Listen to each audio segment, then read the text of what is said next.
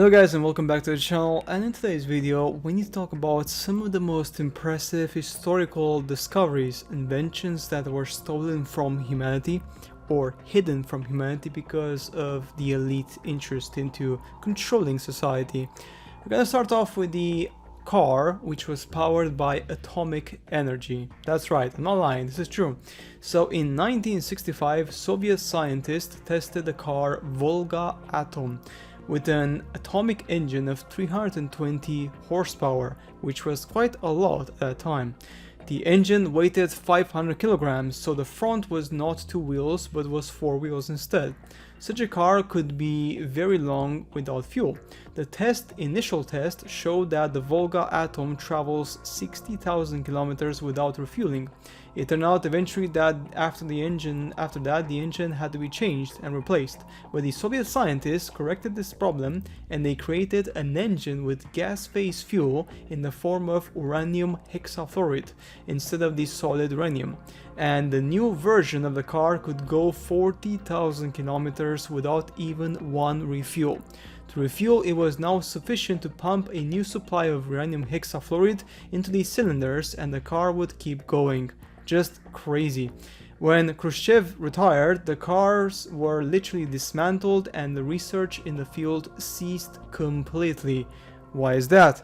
Because you cannot have free energy like this or cheap energy like this given to people in modern times, because companies and corporations like the Rothschild, for example, and Rockefeller and all these big corporations, all they want is profit, more profit, and they want to sell you the most expensive product, okay, because they want to make a profit.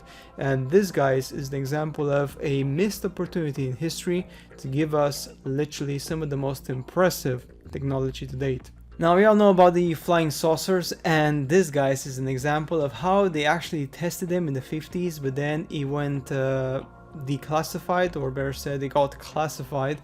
It got shut down because obviously their plan was advancing too good.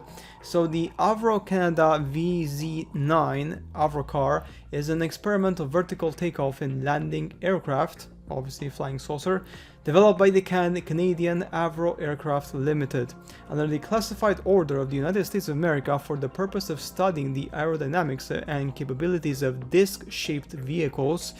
Development of the aircraft began in 1952 in Canada. On November the 12th, 1959, made its first flight.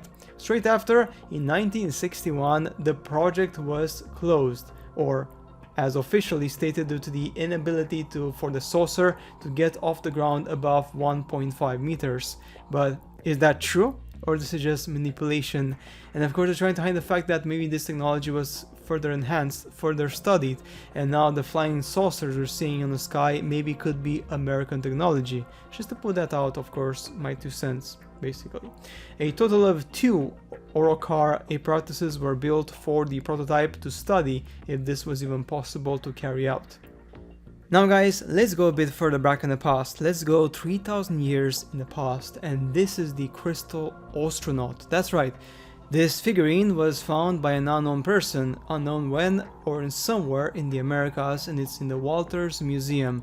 The researchers then have determined that the artifact is at least 3,000 years old. Interestingly though, the figure is made of rock crystal.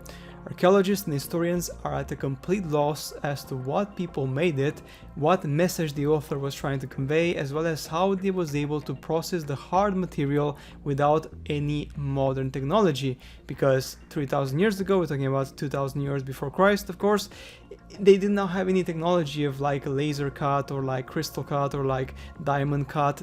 Such things didn't exist. So how is this even possible? Very simple. It's because the technology made by these ancestors were people who were very advanced, and maybe they're not even among us.